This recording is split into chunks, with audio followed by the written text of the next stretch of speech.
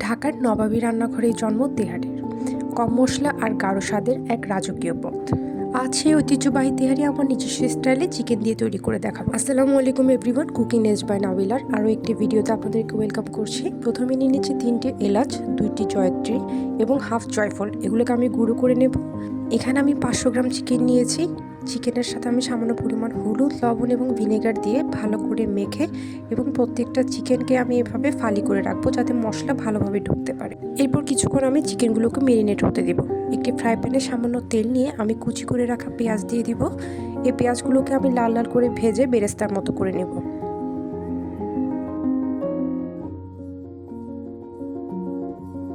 পেঁয়াজ এরকম ঠিক লাল লাল হয়ে বেরেস্তা হয়ে গেলে আমি একটি বাটিতে তুলে নিব এবং একই তেলে আমি ম্যারিনেট করা চিকেনগুলোকে হালকা করে ভেজে নেব।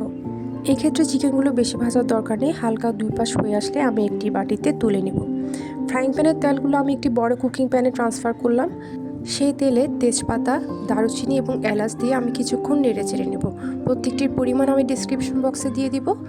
এরপর দিয়ে দিচ্ছি কেটে রাখা পেঁয়াজ এবং পেঁয়াজ বাটা, আদা বাটা, রসুন বাটা। আবারও কিছুক্ষণ নেড়ে চেড়ে আমি এখানে দিয়ে দিব লাল মরিচের গুঁড়া, সামান্য ধনিয়ার গুঁড়া এবং গুঁড়ো করে রাখা সেই মশলা। আবারও ভালোভাবে কষিয়ে নিব।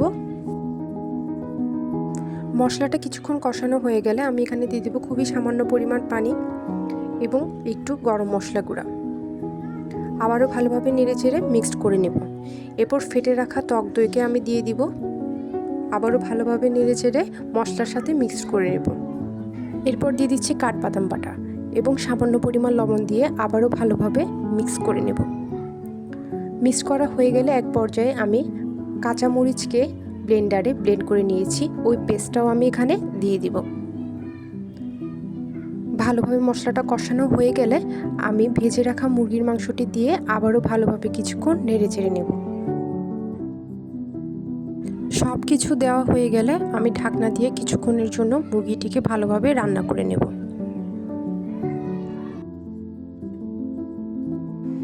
অন্যদিকে আমি 400 গ্রাম চাল ভালোভাবে ধুয়ে পানি ছড়িয়ে 10 মিনিটের জন্য ভিজিয়ে রাখব। এদিকে আমার চিকেনটি হয়ে গেছে। আমি প্যান থেকে মাংসের পিসগুলো তুলে আলাদা করে নিচ্ছি এবং ওই মশলাতে সামান্য পরিমাণ ঘি আর একটু বাদাম বাটা দিয়ে আর একটু ভালোভাবে কষিয়ে নেব। সেই একই মশলাতে আমি ভিজিয়ে রাখা চালটা দিয়ে দিব এবং ভালোভাবে নেড়ে চেড়ে মশলার সাথে চালটিকে মিক্সড করে নেব।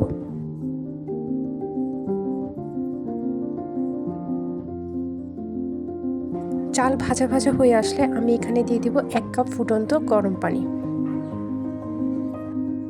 এরপর দিয়ে দিব হাফ কাপ লিকুইড দুধ এবং পর্যাপ্ত পরিমাণে লবণ। ভালোভাবে নেড়ে ছেড়ে মিক্সড করে ঢাকনা দিয়ে আমি ভাতটিকে রান্না করে নেব 30 মিনিটের জন্য।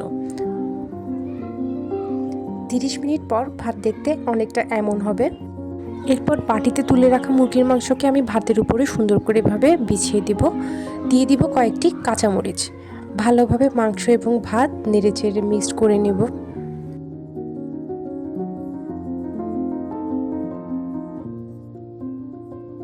এরপর দিয়ে দিব সামান্য পরিমাণ কেওড়া জল, তৈরি করে রাখা পেঁয়াজ বেরেস্তা এবং সামান্য পরিমাণে ঘি। সব একত্রে ভালোভাবে মিশানোর পর আমি 10 মিনিটের মতো ভাতটিকে দমে রাখব। এরপর এটি আমার সার্ভ করার জন্য প্রস্তুত। এই তো হয়ে গেল খুব সহজেই নবাবী স্বাদের অনুপ্রেরণায় তেহারি স্টাইলের চিকেন পোলাও। রেসিপিটি কেমন লাগলো অবশ্যই জানাবেন। লাইক, কমেন্ট এবং সাবস্ক্রাইব করে পরবর্তী ভিডিও দেখার জন্য পাশে থাকবেন। আল্লাহ হাফেজ সবাইকে।